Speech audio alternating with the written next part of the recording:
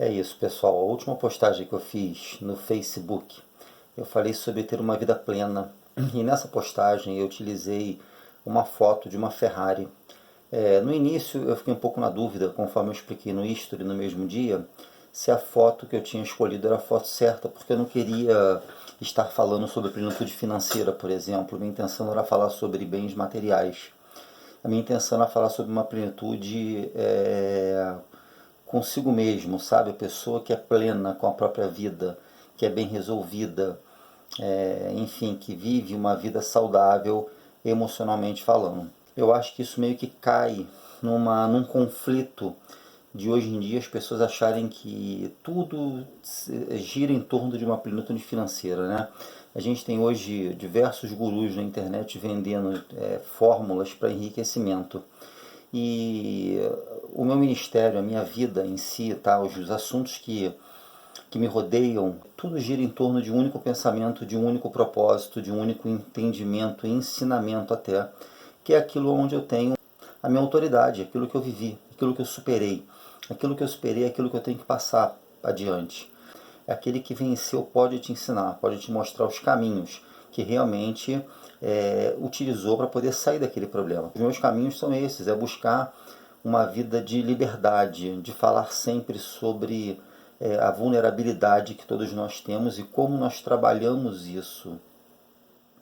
Porque a questão toda da vida de qualquer pessoa está sempre na coragem de viver, né? Às vezes você vê uma pessoa que tem uma hiper coragem de viver, que tem uma vida super próspera, tudo que coloca a mão funciona, tem coragem de, sabe, de arriscar um relacionamento, de arriscar em bens materiais que sejam, enfim, aventuras pela vida e coisas sérias também. As pessoas entram e conseguem viver aquele sonho, né? E você fica olhando assim, por que eu não consigo? Na grande maioria, sabe, arrasadora maioria, é pela falta de coragem de encarar os sonhos, de encarar as dificuldades, porque não é fácil. Isso acontece com todas as pessoas em graus diferentes e até mesmo as pessoas que são bem-sucedidas na vida, essas também enfrentam a sua vulnerabilidade. São seres humanos normais que têm as suas dificuldades, mas que conseguem enfrentar e conseguem passar por aquilo ali e conseguem realizar o sonho da vida de trabalhar com isso ou com aquilo e com isso ter os bons resultados que buscam. Então, assim, a vulnerabilidade ela está em todo mundo. A questão é como nós lidamos com isso. Primeira coisa, como nós entendemos que isso existe, né? Identificamos a nossa vulnerabilidade, identificamos que isso existe e depois os pontos fortes e fracos. E aí começamos então a dosar para que nós possamos controlar isso ao nosso favor, a startar sentimentos, né? Gatilhos que façam com que a gente crie um mapa mental para que a gente possa passar por isso, né? Antes mesmo da gente chegar na prova dos 9, seja aquilo que a gente vai fazer, a gente sabe o que vai acontecer. Isso que é o bacana, a gente conhece as nossas limitações, conhece os nossos pontos fortes e fracos. E começamos então a trabalhar isso. Então a gente faz um mapeamento mental para que quando a gente vai ser colocado à prova, a gente tenha a capacidade de controlar a vulnerabilidade, tá? Não importa qual seja o grau, e que a gente consiga passar pela dificuldade daquele momento. E conforme a gente vai passando, a gente vai criando uma resistência. E nessa resistência, a gente vai se tornando mais forte. Porque tudo aquilo que a gente conhece, a gente enfrenta mais fácil, correto? Então, à medida em que a gente conhece os nossos desafios, os nossos obstáculos, passamos a conhecer a nossa capacidade de vencer tais obstáculos, a gente vai se tornando um conhecedor de nós mesmos e vamos nos mantendo cada vez mais fortes, né?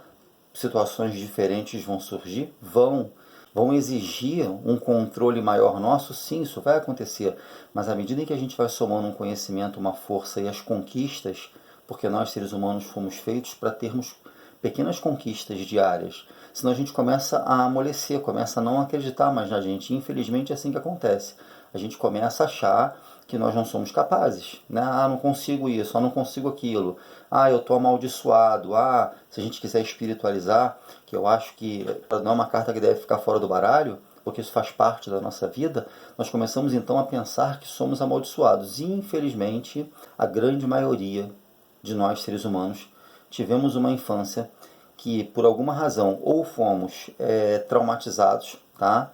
Por qualquer tipo de abuso, e quando eu digo abuso pode ser um abuso sexual, por exemplo, que é um dos temas que eu vou brigar muito daqui para frente, é um dos temas que Deus escolheu que eu fizesse isso, tá? Eu relutei muito de falar sobre esse assunto, porque é um assunto muito particular, porque é um assunto muito difícil de ser falado, mas eu vivi isso, então estou aqui assumindo pela primeira vez nas minhas redes sociais que eu passei por essa situação na minha infância, fui abusado sexualmente na minha infância.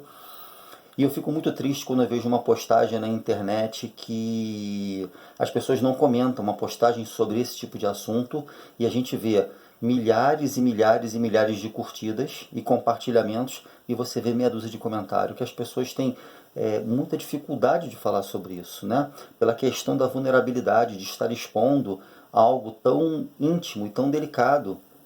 E eu entendo isso. E eu não sou contra as pessoas que não conseguem fazer, porque realmente não é fácil.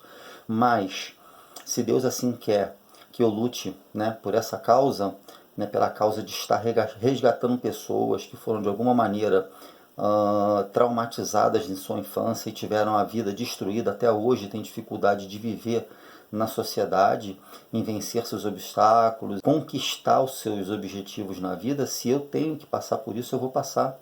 Porque eu sei o quanto eu fui liberto por Deus em relação a isso. Eu sei o que eu passei, tá?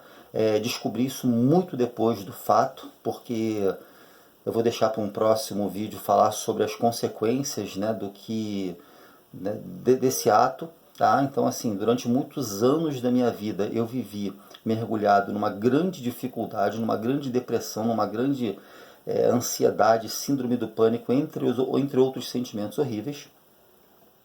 E anos depois eu vim descobrir o que era, porque Deus me resgatou e resgatou com um propósito. E esse propósito, depois desse resgate, eu fui trabalhado durante alguns anos para que hoje eu possa estar na frente de uma câmera e falar assim, passei.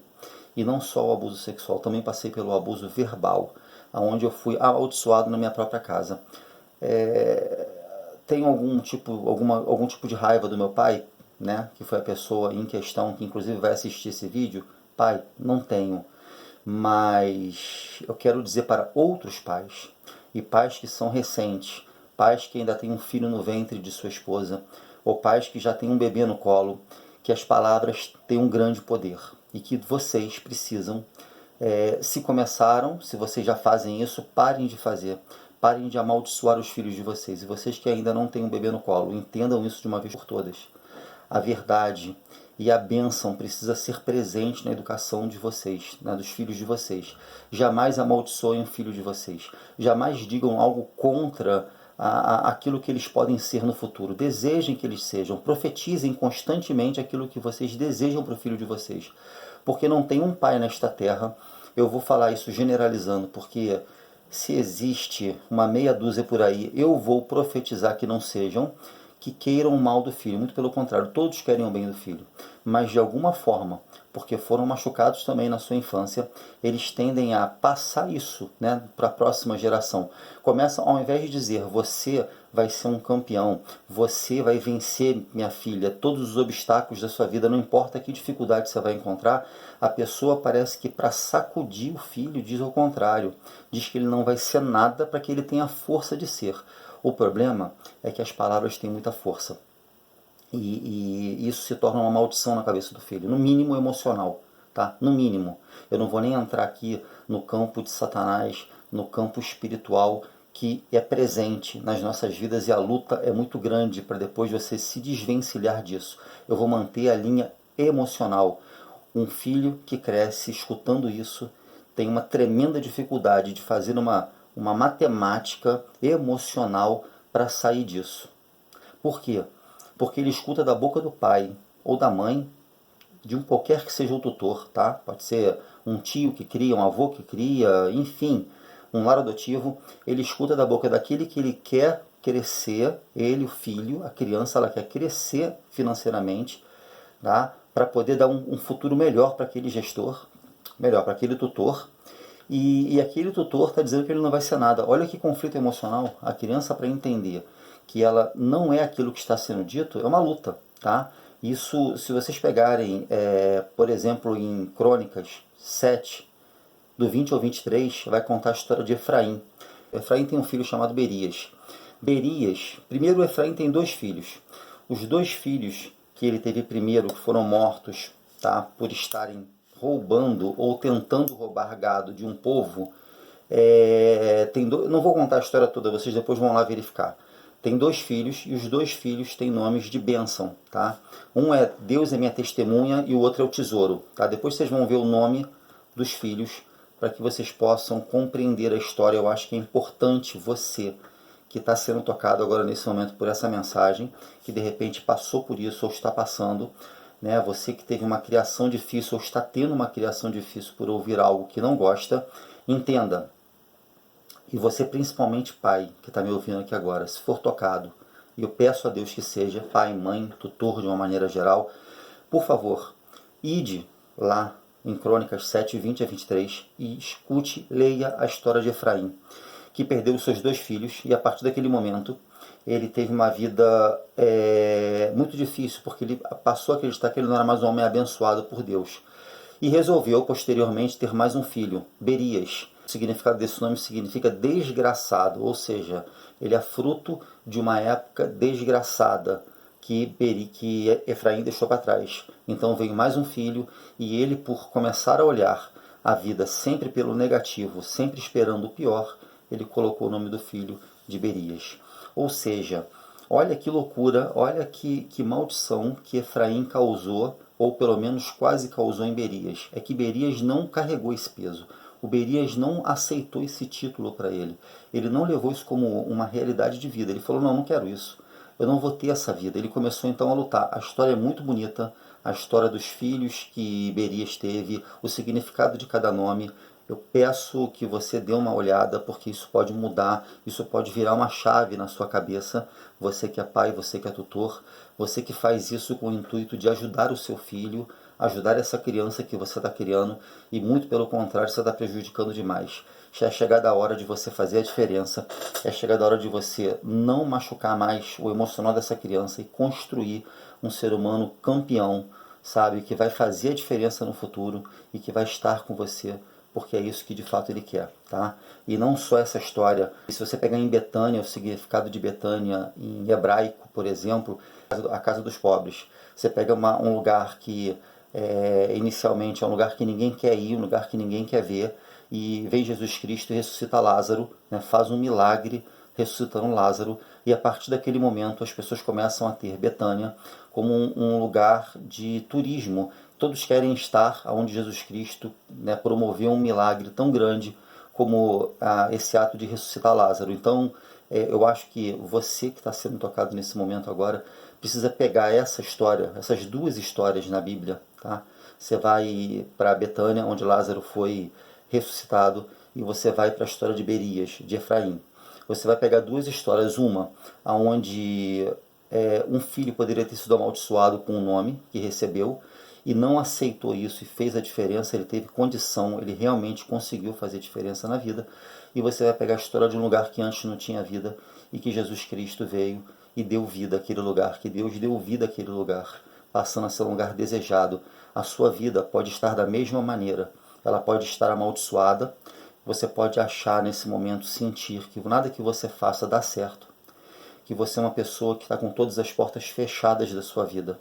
Mas da mesma maneira que Deus promoveu um milagre através do seu Filho Jesus Cristo em Betânia com Lázaro, deu vida a um lugar que antes não tinha vida, Ele pode dar na sua vida também. A sua vida que hoje pode parecer estar morta, principalmente emocionalmente, se agarre àquele que te deu a vida, aquele que está pronto para te receber, pronto para te ensinar os caminhos, seja através de sua palavra ou através de uma pessoa que se prontifica a estar aqui numa câmera falando para você, que passou por determinados problemas, tá? Daqui para frente eu vou falar muito sobre isso, é a bandeira que eu levanto a partir de hoje, não porque eu quis, tá? Porque se fosse da minha escolha, eu poderia falar de carros, de motos, coisas que eu gosto, mas é aquilo que eu fui levado a passar, aquilo que eu fui resgatado por Deus, é aquilo que eu tenho como autoridade hoje. É falar sobre pânico, é falar sobre vulnerabilidade, é falar sobre ser vitorioso em todas essas áreas. Eu posso te mostrar quais são os caminhos. Então se agarre àquele que te trouxe a vida e se agarre àquele que pode fazer a diferença na sua vida, porque ele tem muito a te ensinar. Então, extrapolei o tempo, mas é impossível falar pouco quando a gente quer ver o bem de alguém. As coisas realmente começam a fluir e você não consegue parar. Então que Deus abençoe todos vocês e que nós estejamos juntos daqui para frente com muitos e muitos mais vídeos, onde eu possa estar trazendo uma palavra de renovação para a sua vida, que eu possa estar te mostrando os caminhos que eu andei, que eu trilhei e como eu consegui sair de situações emocionais profundas e hoje sou uma pessoa capaz de estar falando com vocês aqui. Que Deus abençoe todos vocês. Fiquem na paz.